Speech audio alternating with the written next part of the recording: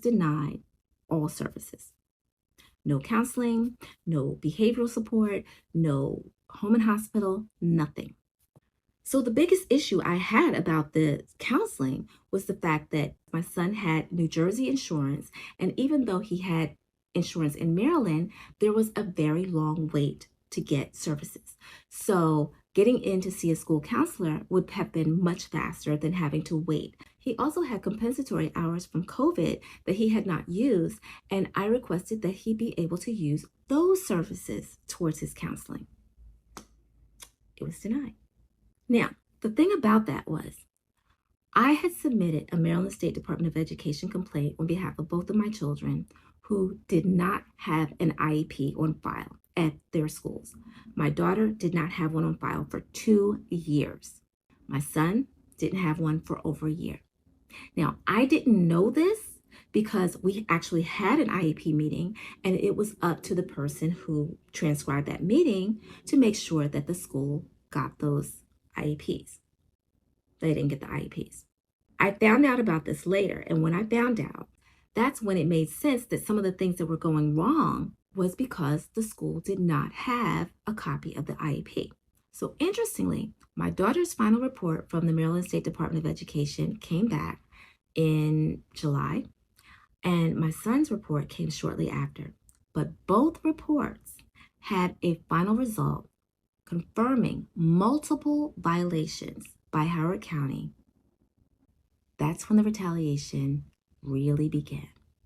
So at this point, my son was at home. He had no services and no friends that he really stayed connected with from during his younger years when he was in school in Maryland. I was really just trying to get his IEP completed so we could start sending out referrals for different schools. We were supposed to complete the IEP by early July, but there was never any response when I asked about it. So I kept sending Howard County emails requesting an update on when we were going to finalize this IEP, but they were not responding to my emails. A representative from DDA, the Developmental Disabilities Administration, also sent multiple emails because they were trying to get him started services, but they also needed a finalized IEP. I wasn't too worried about Bancroft anymore because I knew he was going to end up losing his bed because Bancroft had a 14-day rule. And this 14-day rule basically meant that if he was not at the residence for 14 days, he would lose his bed. So we were almost at that point. So I finally got an email from Howard County stressing, oh my gosh, are you going to take him back because he's about to lose his bed? But I had no plans on taking him back because he was afraid and I was afraid because no one was really monitoring him. I found out that Howard County was not even monitoring him for basically the entire time that he was at Bancroft. They were not going to his residential meetings. I mean, just not doing what they were supposed to do as per the Interstate Compact Agreement. The Interstate Compact Agreement is an agreement between the two states that anytime a student is going to be placed in an out-of-state placement, this is something that should be completed. And the receiving state, which would be Bancroft, would sign off, and the sending state, which would be Howard County, would sign off. I couldn't understand because I know this Interstate Compact Agreement meant that, they both had dual responsibility for my son's care, but no one from Howard County was initiating anything. It made me wonder what their status was regarding this Interstate Compact Agreement. Something seemed really off balance about this Interstate Compact Agreement. So I contacted the Deputy Compact Administrator through the Department of Human Services to find out what was going on.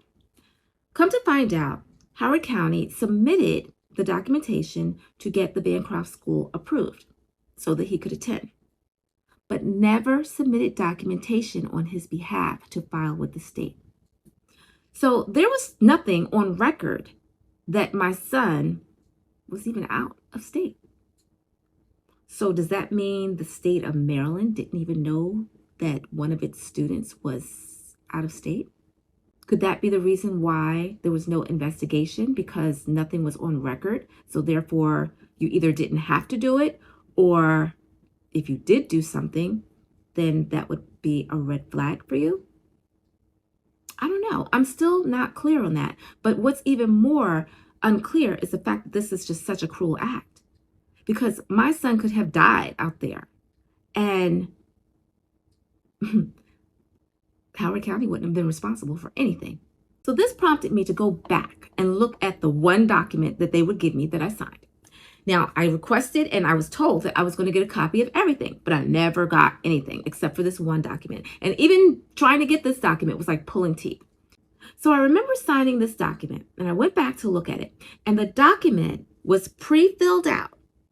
And this pre-filled out document had my name listed under a section called name of agency or person responsible for planning.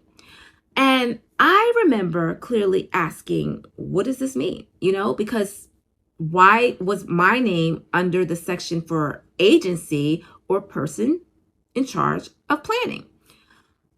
I'm just a parent and you're placing my son at this school. So what does my name have to do with anything as far as placement?